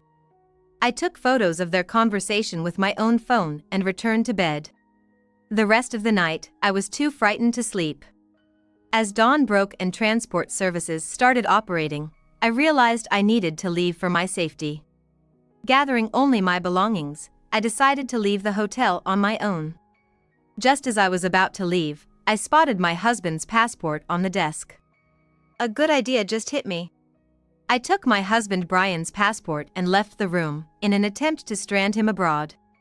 I then headed to the airport, boarded the plane, and returned to New York ahead of him. Throughout that time, Brian kept calling me relentlessly, but I ignored all his calls. Once back in New York, I began preparing to take revenge on my husband and his mother. Since I was living with his parents, I couldn't return home. So, I based myself in a relatively cheap hotel in the city, gathering more evidence and contacting lawyers. I also made occasional visits to our house when his parents were out, sneaking out some of my belongings bit by bit. Brian continued to reach out, but I kept ignoring him. A few days of such life passed, and I was at his parents' house fetching my belongings. His mother, Karen, was at her knitting class, and his father was out golfing. I figured they wouldn't be back for at least 2 hours. As I was packing, I suddenly heard, "Huh? Karen?" I turned around to find my father-in-law standing there. This wasn't good. Brian and I were supposed to be on our honeymoon in Italy until today. "What are you doing here? Weren't you two supposed to be on your honeymoon?" What should I do? What excuse could I possibly give? Should I be honest about why I returned to New York alone? But what if my father-in-law was in on whatever scheme Brian was planning? These thoughts raced in my mind. Seeing my confusion, he said, "It might be better to talk over a coffee. How about we go to a nearby diner?" Not wanting to be there when my mother-in-law returns, I agreed to his suggestion. Once we sat at the diner, he quickly asked, "So, why are you here when you should be abroad? What happened to Brian?" I was hesitant to tell the truth. If he was in on the plan with her and Brian, everything I had worked on would be ruined. "Didn't your wife tell you anything?" I asked, trying to gauge his knowledge. Looking puzzled, he responded, "I haven't heard a thing." His reaction suggested that he genuinely didn't know anything. Believing him, I decided to lay out everything to him. "Are you aware of this plan?" I then showed him the printed messages exchanged between Brian and my mother-in-law. His face was one of sheer shock. "No way! I've seen them whispering together a few times, but I never thought they were plotting something like this." It seemed like my father-in-law really didn't know. "Yes, when I was over there, I overheard my husband talking on the phone with his mom, and that's when I found out. I got scared, so I returned to the US on my own earlier." "I'm so sorry. My wife really owes you an apology." "Please don't apologize. You haven't done anything wrong. As for the future, I feel terrible asking this of you, but I'm thinking of divorcing Brian." "That's completely up to you, Karen. I'm truly sorry, especially since this should have been a happy time as newlyweds." He apologized to me many times. I used to think he was avoiding me, maybe even disliked me, but he spoke to me with such kindness and concern. Despite him being such a good man, I can't fathom how his wife and my husband turned out the way they did. While I was thinking about this, he shared a story with me. "Karen, you've been forced to buy branded items for my wife, haven't you?" "Well, yeah, I have. You know, it might have been my fault." "Excuse me?" "Well, it was shortly after my wife and I got married. I gifted her a designer handbag for her birthday. After that, she became totally obsessed with designer brands. Even at this age, she keeps wearing those expensive brands. I kinda wish she'd dress more age-appropriately." "I see. There were times when she'd even go into debt just to buy them. I was pretty mad at her then. I never imagined she'd ask you to buy stuff for her now. I'm really sorry about that." I had no idea that my mother-in-law's obsession with brands had such a backstory. Still, I couldn't forgive her for what she'd done. "It's not your fault. She continued her habits even after you got mad at her. She's the one to blame." "Right. By the way, how's Brian doing? He was supposed to be back by now, wasn't he?" About that. Oh no. I wondered how he'd react knowing that his son was stuck overseas. But I had come this far, I had to tell him everything. "Actually, I took Brian's passport with me when I came back to the States. So, he won't be coming back for a while." "What?" "I'm sorry. I know it's wrong, but it was the only way to smoothly proceed with the divorce." "I see. Well, since you live with us, I guess it's understandable." So, that's what was going on. "Did something happen?" "No, just remembered the day you returned to the US. I overheard Brian talking to my wife on the phone." According to the father-in-law, Brian, for a moment, seemed panicked without me, but he later said that things would work out if I just disappeared. At the time, he had no idea what they were talking about, but now it made sense to him. "I understand the situation. If you're okay with it, I'll support you, Karen." "Really? Thank you so much." While we were talking, my phone suddenly rang. It was from Brian. Given the time, he probably realized his passport was missing. I finally answered the call. "Hello?" "Oh, Karen. Thank God you answered. Where the heck are you? I've been worried sick. But I'm just glad you're safe." "I'm sorry for making you worry. I had an urgent call from my family back home and had to return. Things got so hectic that I couldn't get in touch." "I get it. But hey, have you seen my passport? I was gonna return today, but I can't find it." "About that, I accidentally took your passport with me when I rushed back." "What? So what am I supposed to do? You should be able to get a replacement passport there. It'll probably be faster than me sending it to you. A replacement? What about my job? I can't take any more days off. Don't worry, I'll explain everything to your company. I'll also talk to your parents about it. All right then. I'm sorry. So, that's what's going on.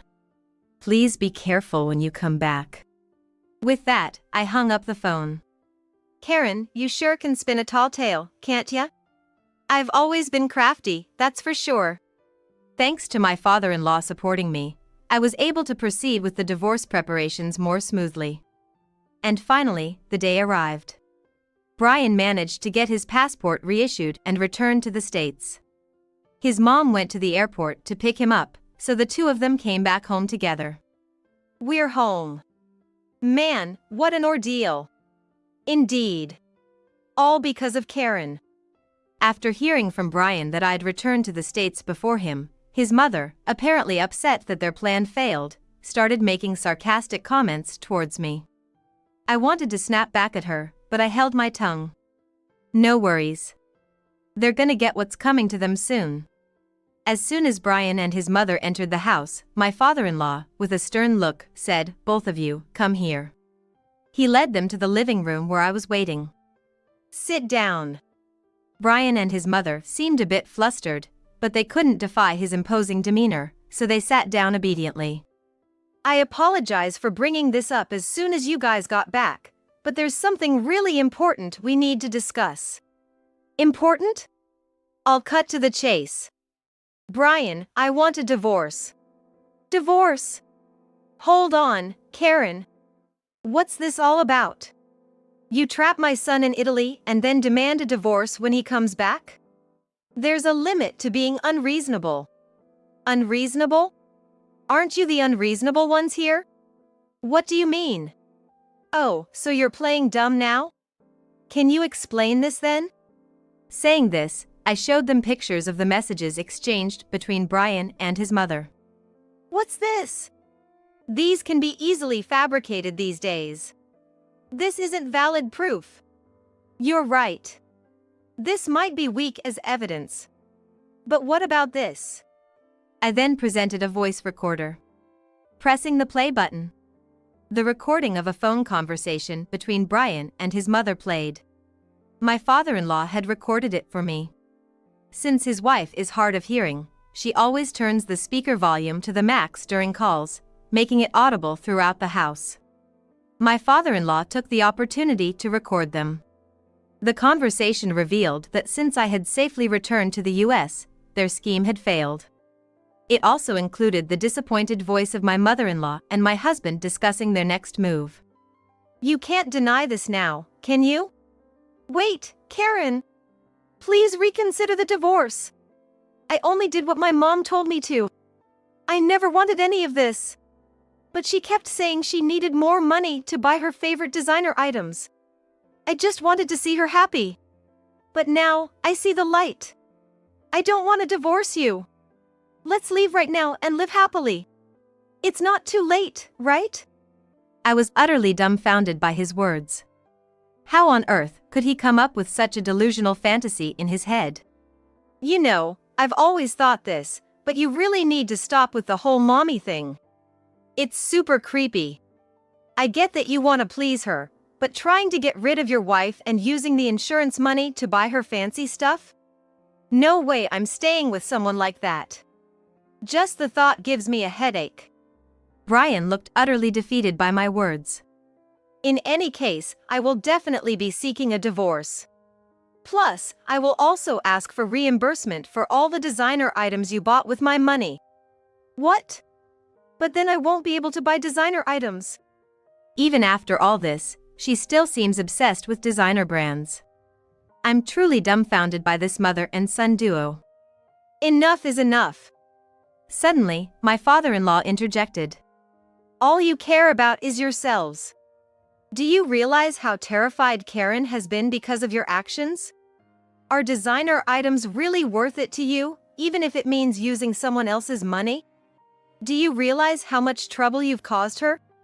The two of them were taken aback by his outburst. Thanks to him speaking up for me, I felt a bit relieved.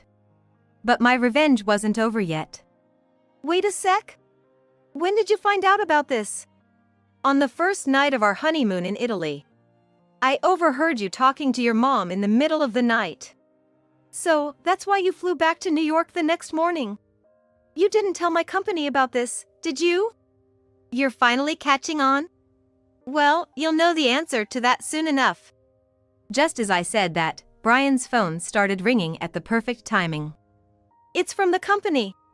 You gotta be kidding me. Hesitantly, Brian answered. Hello? What? Fired? No, wait. It's all a misunderstanding. Before he could explain, the call seemed to have been cut off. Just so you know, I've already provided evidence of this to your company. Having lost both his wife and job, Brian seemed drained of energy and slumped to the floor. So, from now on, let's communicate through my lawyer. And stay out of my life, okay? And just like that, our newlywed life came to an end. The story didn't stop with the divorce. My lawyer, whom I'd been consulting with, told me that even just plotting to kill someone was a crime, so I reported the matter to the police. While they weren't arrested, both of them had to pay a hefty fine. Thanks to having a criminal record, Brian struggled to find a new job, and Karen became the talk of the town. Moreover, to pay for the damages and alimony, almost all of the designer goods Karen had hoarded were sold off. The only thing left was a purse, a birthday gift from her husband. From now on, the household finances will be managed by her husband, and Karen's pocket money would be reduced. Seems like they got a taste of their own medicine. As for me, I'm living alone in a condo in Manhattan. While I did divorce shortly after getting married, I didn't feel lonely at all. Rather, I felt liberated. If possible, I'd never want to live with someone else again. Sure, living alone has its challenges, but not having to constantly be wary of someone else is more than worth it. And no more dealing with Karen's money grubbing. I've started saving bit by bit, hoping that someday, I'd find happiness with someone else.